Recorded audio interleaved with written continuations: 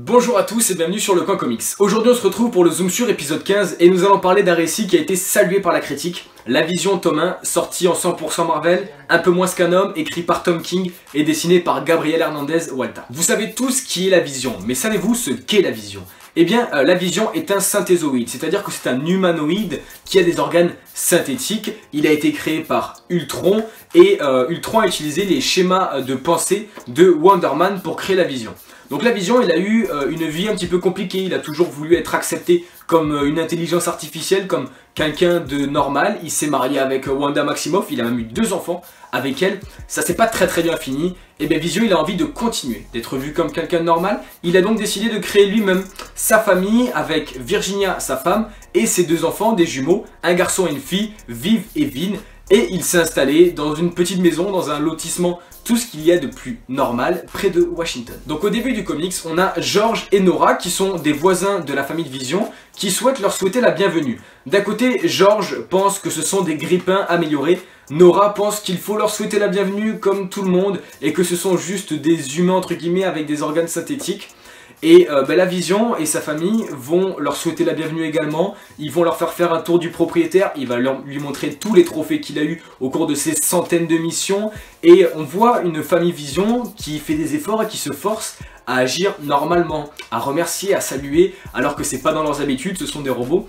Et c'est à partir de cette scène très banale que va commencer l'intrigue du récit et toute la thématique de ce comics. Il va y avoir un petit spoil qui arrive planche 3. Le narrateur nous explique que George et Nora seront un jour tués par la famille de Vision, mais on ne sait pas quand. Et on comprend bien que ça ne va pas être aussi simple que ça pour Vision d'avoir une vie normale et qu'il aurait peut-être mieux fait de rester avec les Avengers. Donc Vision, il travaille avec le président de la République et il s'occupe de la communication entre les Avengers et la Maison Blanche afin qu'il y ait un bon déroulement dans les opérations.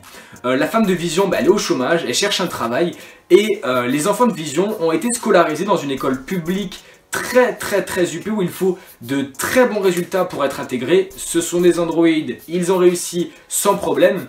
Et on suit donc le premier jour d'école de Viv et Vin qui ne va pas être si facile que ça parce qu'ils souhaitent, plutôt pour faire plaisir à leur père, s'intégrer à cette communauté, s'intégrer aux humains, mais les humains les voient directement comme des armes de destruction. Et eh bien on va voir que lors d'un repas le soir, tout va s'enflammer, la vie de la famille Vision va se chambouler en moins d'une semaine. Et Vision aurait pu éviter ce chamboulement et tout va commencer par un cauchemar que va faire Vision. Il fait toujours le même cauchemar. Il voit la naissance de sa femme, la création de sa femme et il ressent une peur, quelque chose d'irrationnel et il trouve pas ça normal parce que Vision de base ne ressent pas d'émotion. Il en a déjà ressenti dans le magazine All New Avenger, vous avez peut-être vu qu'il a décidé d'ailleurs de totalement les arrêter parce qu'il n'arrivait plus vraiment à contrôler cette partie de lui. Et après ce cauchemar, le lendemain matin, il va décider de partir un petit peu pour quelques heures, histoire de se changer les idées, d'aller voir les Avengers. Et du coup, la famille de Vision se retrouve toute seule, donc il y a la femme et les 2 enfants. Ils sont à table, ils discutent, ils ont du mal à trouver cette normalité et leurs dialogues sont hilarants. Hilarants non pas par les blagues parce qu'il n'y en a pas, mais justement par le fait que leurs discours sont totalement carrés, ils sont totalement logiques et c'est parfait. Et eh bien, après une petite dispute familiale banale, la fille de Vision va se faire planter en plein ventre. Et c'est le moissonneur qui va attaquer la fille de Vision. Souvenez-vous, au début, je vous ai dit que Vision a été créé par Ultron et qu'Ultron a utilisé le cerveau, du moins le schéma de pensée de Wonder Man. Et bien le moissonneur est le frère de Wonder Man. Et depuis que Vision, il habite dans ce petit patelin tout calme, tout le monde a mis des photos sur les réseaux sociaux et du coup l'adresse de Vision est totalement publique. Et le moissonneur, il a décidé de venir se venger de Vision, même s'il n'y est pour rien. Il estime que sa famille n'est pas réelle, qu'elle doit mourir. Il a donc bien endommagé la fille de Vision et alors qu'il va s'attaquer à son fils, Virginia, la femme de Vision, va l'attaquer à coups de plateau et va le tuer et elle ne dira rien du tout à son mari. On est juste au chapitre 1, vous imaginez à quel point ce récit est extraordinaire. Du coup, je vous laisse découvrir la suite du récit par vous-même.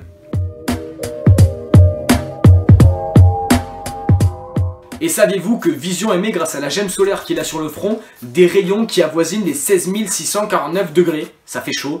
Et saviez-vous également comment Vision réussit-il à passer à travers les murs? Eh bien c'est plutôt simple. Il contrôle ses molécules, il peut devenir donc totalement intangible, passer à travers la matière, éviter qu'on le frappe, mais il peut également devenir tellement dense qu'il sera totalement incassable et indestructible. Au scénario, on a Tom King, au dessin, on a Gabriel Hernandez Walta, et Tom King, c'est le mec qui a fait Grayson notamment. J'ai pas vraiment accroché Grayson, mais que dire de ce Vision, que dire de ce scénario?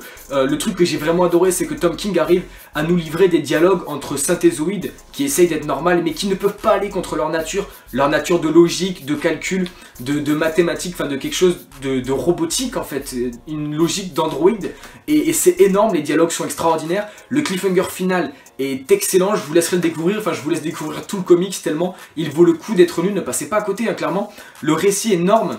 Au niveau des dessins, j'ai trouvé ça génial. Vous voyez les planches depuis le début de la vidéo, on a quelque chose de très carré à l'image des androïdes et c'est extraordinaire, ça ressort vraiment bien. Les deux auteurs sont impeccables sur ce comics. Mais du coup, qu'est-ce que moi j'aimais dans Vision, un peu moins qu'un homme? Depuis des semaines, j'entends du bien de cette série, j'entends du bien de Vision et j'ai décidé à mon tour de me lancer dessus et je ne regrette pas une seule seconde. On voit un Vision qui, comme on le voit souvent, veut être normal. On l'a vu dans le film Captain America Civil War, un Vision en costume, un Vision bien habillé, qui passe par les portes, qui ne traverse plus les murs.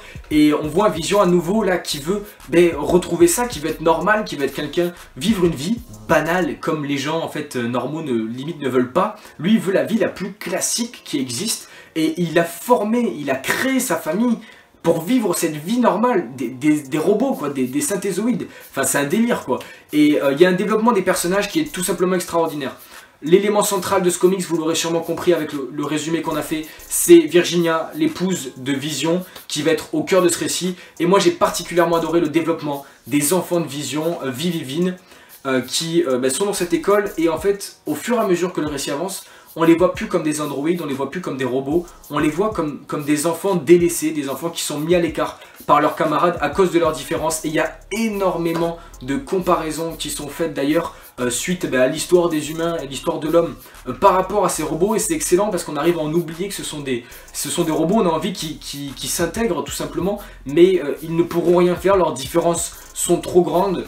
Comme je vous l'ai dit, en 100% Marvel, on a des trucs de fous qui sortent et ce Vision est à l'image de tous les comics de fous qui sortent ces temps-ci dans cette collection. C'est extraordinaire, c'est en 2 tomes, alors à ne surtout pas rater les gars, foncez dessus, sautez dessus et vous ne serez pas déçus, vous ne pouvez pas être déçus, clairement. En tout cas, j'espère que cette vidéo vous aura plu. Si c'est le cas, n'hésitez surtout pas à laisser un like pour faire avancer la chaîne. L'espace commentaire est à vous. Dites-moi ce que vous avez pensé de la vidéo et du comics. Twitter et Instagram sont dans la description. N'hésitez pas à me suivre. Pour vous abonner, vous cliquez ici. Pour regarder la dernière vidéo, vous cliquez ici. Portez-vous tous très bien. On se retrouve très vite pour de nouvelles vidéos. Ciao tout le monde.